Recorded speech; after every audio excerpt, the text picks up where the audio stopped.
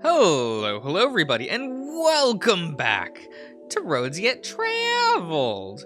We're here with the gang, I guess. These are the three characters on the title screen, so I'm assuming they're the boys that we get to hang out with the most. Who's your guys' favorite? I'm curious. Let me know. Let me know, guys. I'm just everyone likes Maruk, right? He is like a pouty boy. That's something. I do like the smiley doctor. I'm very easy. But I'm curious about this lad. I'm waiting to see how this lad tries to win me over. Speaking of Maro, why is he keeping me from showing the chief my crappy drawing? The new dog saw it already, as did Maruk. I'll have to, excuse me, I'll have to ask him about it later. Retrieving the whiteboard, I take a second to get a better look at this new visitor. On the surface, I'd say he looks almost more intimidating than any of the other dogs I've seen so far, not discounting how scary Maruk is. His fur is unkempt and a little dirty. Oh, he's one of those kind of poppers. I see. Not that I'm a good judge of that, and I can see some definitely pronounced muscle under a coming out from underneath it. This is all without even mentioning his arm. Let's try to move on. Maybe another question, perhaps. No one speaks up. I'm still not entirely sure who this new dog is besides some job title that was thrown around. I look at Maro and point at our new guest. Me? Oh, how rude of me. Tucker, this is our head of maintenance. Dr. Roan? Tyron. From his report, you've already met in a way. Calling the interaction we had meeting each other is taking a lot of liberties, but I suppose it's a start. I wave at him, and he shyly but politely responds. I noticed in the corner of my eye that Maruk just scoffs and takes a step away. Should I be here, be in there, or... Are you an idiot? Didn't the emergency team brief you? Well, sure. But they said a lot of things, and I was there for a very long time. Figures. Look, we still don't know if this thing is dangerous or not. Also, he could be sick or carrying dangerous diseases. We have no idea. He's in there for your safety, dumbass. Maruk! What? Marwin sighs as Maruk rolls his eyes and turns away. But fortunately, Roan seems unfazed. Oh, okay, so wait. How are we asking them questions if they can't understand us? And are you going to be alright in there, then? Won't you get sick? They understand us. It's just one way for some reason. And I'll be fine. I'm tested constantly, and I have, I'll be fine. Did you not get my memo? It outlined most of this. Sorry, Doctor. I was working almost all of last night. The chief actually found me on my way to get breakfast. It's lunchtime. Roan just blinks. Yes? Right. Well, alright. Feel free to ask them anything. They have proven to be courteous and happy to share. Speaking of, though, Maruk, do you mind fetching lunch? Roan seems to be thinking of a question, or just lost in thought. Yeah. Fine, Doc. Same thing, or... no, just porridge for Tucker. But, get something you'd like for yourself and Roan. Tell them I sent you. For you and... for me and... Amaro sternly interrupts with a curt? Yes, Maruk. Scowling, Maruk leaves after a quick nod. Once the door closes, Doc lets out a small sigh. Sorry about that, Tucker. I'll talk to him later. I don't know what's gotten into him today. He puts a massive paw on his brow and starts massaging as if he's got a headache. I decide to put a hand on his shoulder. It's okay, but thank you. He looks to me, maybe a little surprised, but smiles. He then turns to Roan, who still looks like he's lost behind his own eyes. I would like to apologize for Security Chief, Sarah. Karis. Rudeness. So, to you as well, Director Tyron. Is it Tyron or Tyron? Roan just blinks and looks between us as if he just woken from a dream. What? Was he, I didn't notice. Oh, I thought of a question, though. Do you have planets where you're from? I just blink in response. I'm a bit confused. Is this the question he took so long to think about? No, they usually grow on the ground. Lots of leaves and stuff. I said planets. I meant leaves? That said leaves. I meant plants. Not planets, but plants. Okay. Look, I'm getting there, guys. Lots of leaves and stuff it's okay if you don't. Chuckling and shaking my head, I get to drawing. Plants were never really my strong suit, although drawing was never my strong suit, but I can at least do some outlines. Both him and the doc lean in and take a look at my crude attempt at drawing my planet's local and not so local fauna. Oh, how pretty. There aren't enough plants up here. Back home, we have these trees that have this really nice, bark. It smells good. I'm glad you have plants too. Thanks. Wait, up there? What does he mean by that?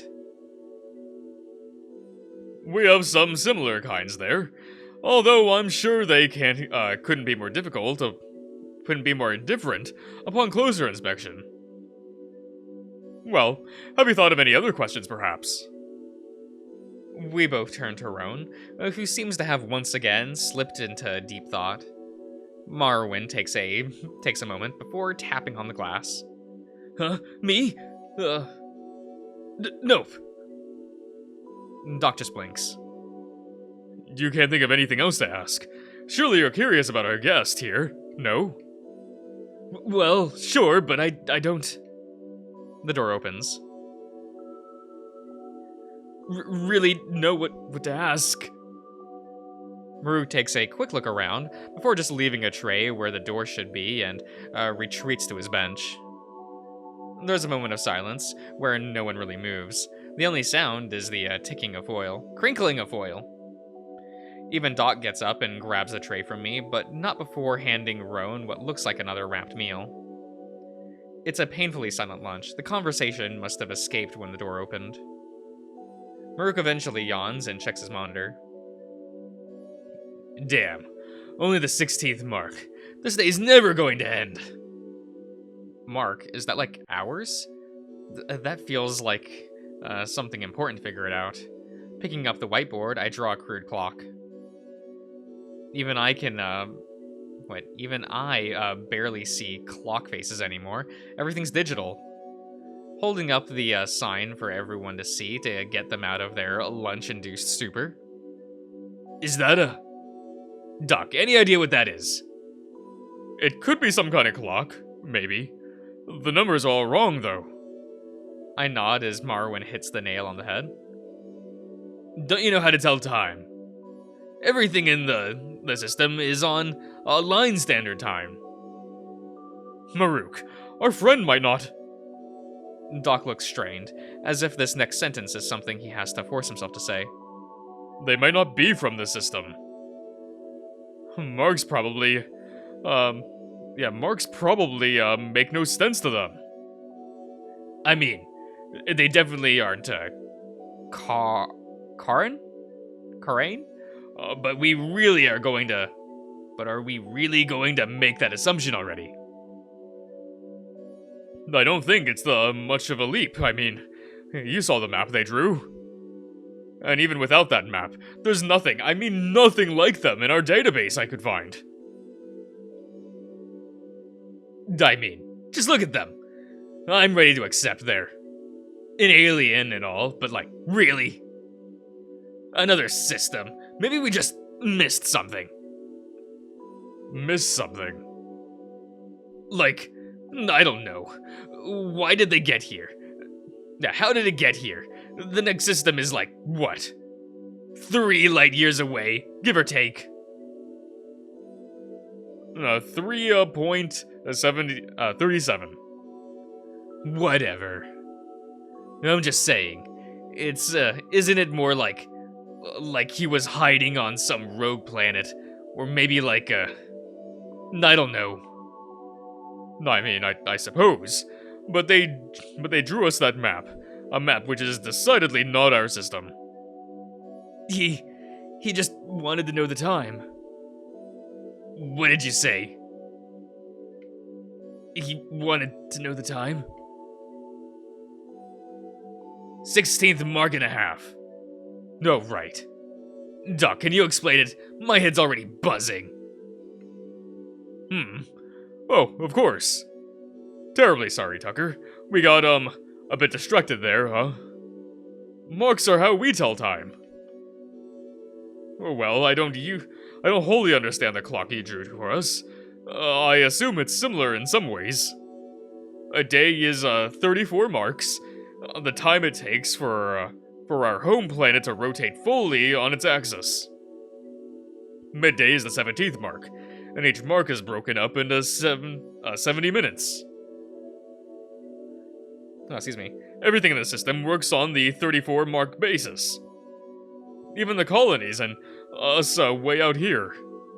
I'm not sure if that means anything to you. But I'm confident we can at least teach you how to tell our time, so you can schedule yourself accordingly. Although thorough, I got there. Doc's explanation falls on deaf ears as I'm already falling inward. Another system? Colonies? I don't even think I'm on a planet anymore with the way Morrow was talking about it. And Doc notices my repeated declining mood before the others putting his paw on my back. I instinctively flinch in response. Whoa, hey, are you alright? Was lunch bad? He can't understand what's going on with me, and I can't even begin to explain it to them. My head is spinning, my face is getting warm, my breath shorter. I need... They can't understand me. None of them can. I need to lie down. Fortunately, standing up directs 6 cruel eyes towards me. It's unnerving, but I'm too out of it to care. I make it to the bed before I start crying, I think. I don't think I'm getting home. I'll leave him be, he...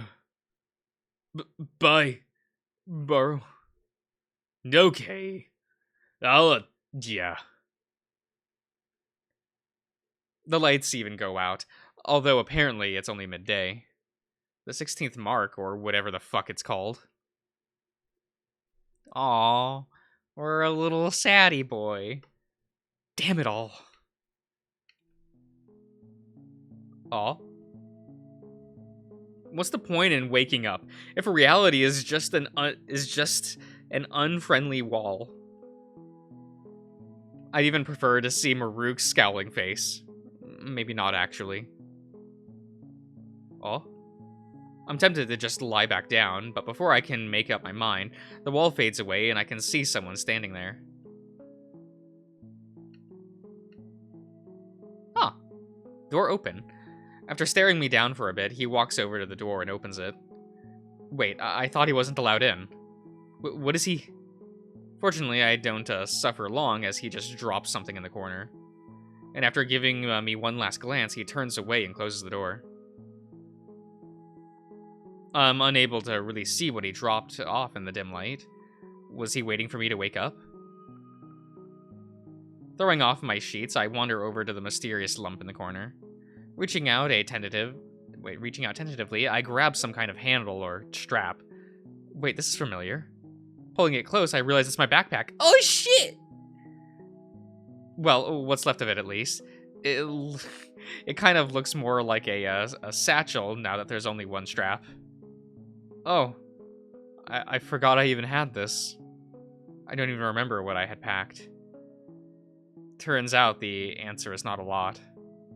What looks to be an old notepad, some loose pencils and pens, a copy of Robinson Crusoe, my wallet, my keys, my crumpled up orientation map, my socks, shoes, and a whole lot of lint. Oh wait, something else I didn't pack. My shirt. Guess they're still working on my phone though. I do hope I can get it back. Or at least the photos saved on it. I'll worry about that when the time comes, or when the mark comes, whatever that means. It's really hard to read in this light, so I end up just flipping through my notebook to see if there are any good doodles in the margins. There are not. Time passes and not much changes until I hear what I think is the door opening. When the wall doesn't fade away, I try to get closer to listen. Fine. Distress? Roxum. Acement? Wanted? No. Stood. See? Sleep. Morrow? Course. Very good, probably. Bye? Good. Leaning in closer, all I hear is footsteps.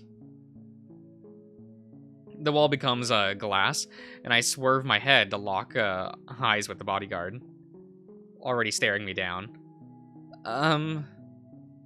It was just the chief. I told him you were sleeping. If you're going to eavesdrop, at least try to be secretive about it. I was trying. I just sigh and give him a half-hearted affirmative nod. He's being worryingly quiet. I'm not afraid per se, but I am concerned. Anyways, it's good you're up. There's another mark or so till dinner. You can't sleep all day and all night. Well, maybe you can, I don't know. I chuckle a bit. We know nothing about each other, and somehow that ends up making us more familiar than I can imagine. We also apparently share a knack for just staring at each other until we're both uncomfortable. So you could stay up is what I'm saying. If you want to, or whatever. We both finally managed to look away from each other and resume whatever it is we were doing before, which, truth be told, was not much. Maybe this could be a good time to get to know him better. He doesn't seem all that enthralled by whatever it is he's reading. Knocking on the window, I try to get his attention, to no avail. After a good minute or two, I knock again, trying with more force this time. I swear he looked at me for a second, if by accident. Wait a minute, is he ignoring me? I mean, wouldn't you? That's the kind of personality these kind of people have, right? They're just like, oh, fuck. Gotta deal with these losers. Knowing full well that this wall isn't soundproof, I decide to take another approach. Hey, I know what you're doing. Don't ignore me. Nothing yet. Upping the ante with some added knocks seems to get his attention. What? Are you hurt? Dying? I'm trying to read some reports here. I almost feel bad, unsure of whether he was really working or not. Still, I appreciate some company. Pointing to the monitor, I try the best I can to act out reading from it. Wait, this is just charades. At least I lasted a day before making a fool of myself. You what? My monitor? You can't use it. Shaking my head, no, I try again. This time I point at him, and then myself, before mimicking reading off of it. You want me to read? To you? I nod my head. I don't think he likes my idea as much as I do. You know I'm the chief of security, right? That means I have other duties besides this, right? I nod, backing up. So you understand the concept of working. You understand that I take on a lot of responsibilities then, right?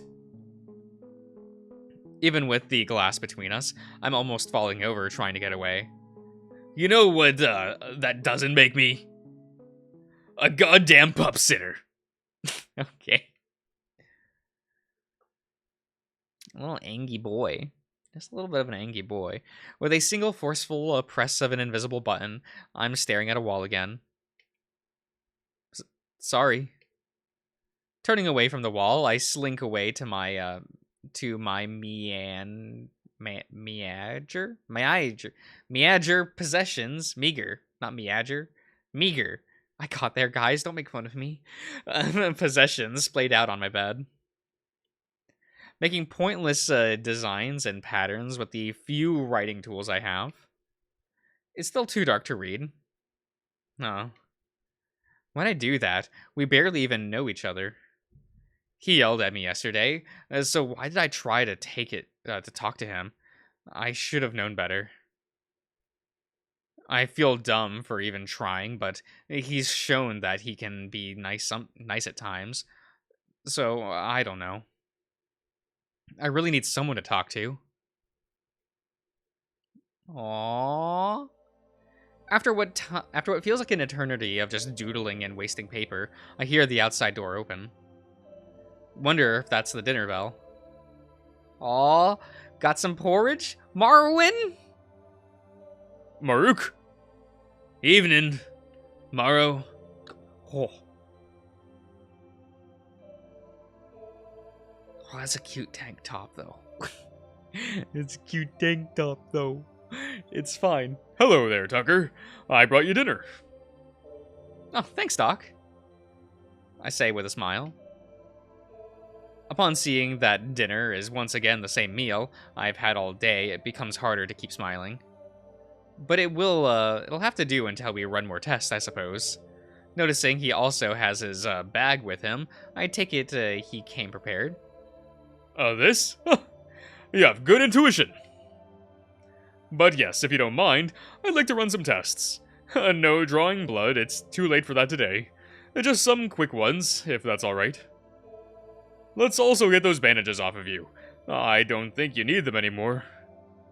Sounds fair to me, Doc. I know he can't understand me yet, but I feel I might lose my mind just sitting around and nodding all day in lieu of talking, no matter how pointless it is. Doc was right too. The tests are done before I know it, and I partake in my lovely meal of literally just oats and water. Okay. He remains seated next to me, possibly building up courage, until he asks, Tucker, I wanted to ask, are you alright after earlier? I know this, He gestures to the room. Isn't all that great, but I really do want to try and make this as manageable for you. And I feel I have failed in some way doing that. Oh, that's thoughtful of him to ask. He seems like he's genuinely worried about me, but asking for help, especially right now, is almost impossible. I put a hand on his massive thigh and look up to him. Thank you, Marwin. Oh, he's a cutie.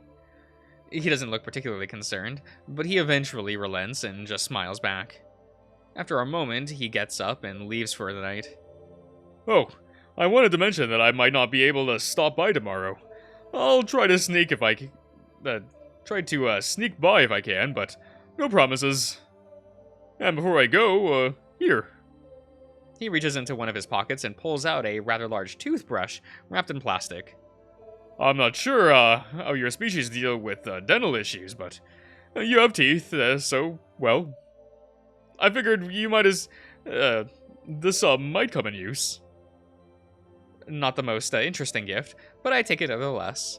I'd rather not end up with a cavity and have to get a root canal from one of these things. I offer him a slight grin, to which he nods and takes his leave. Oh well. Good night. Slumping against the wall, I can't help but feel a little bit dejected. I have lost my appetite for sure. Eat your porridge! This room is just so draining, and even with my shirt back, it's so damn cold in here. I guess I could try and get to be... Incident report. 5671. Huh? I turned my head to see Maruk leaning against the wall, facing away from me. A researcher, Professor Drine, in Sector B, Lab 34, reported lost notebook and monitor. Report was sent at the 13th mark. Investigation began at 15th mark. Drine was questioned by guard Knock. Last known location of object was either in Lab 34 or on persons or personnel quarters. Both were inspected by team consisting of Knock and Tayu. No signs of either. Security footage opened for review. Footage shown Drine wearing monitor and carrying notebook on way to Lab 34, and subsequently carrying both while leaving Lab 34 two and a half marks later. Drine was followed on camera and found to enter the bathroom in column B. Was seen leaving without either while talking to another professor. After investigating Sector C, both items were found by the sinks untouched. Drine was conferred their belongings and asked to never be reminded of this that this happened. Log incident under closed. Huh. The wall goes blank. Huh. Weird. Yeah, it was a little weird. Oh well. Day 2. Okay, I have to press the button. I have to press it. But okay, I will end the part here, everyone. So I hope you have all enjoyed, and I will see you guys around.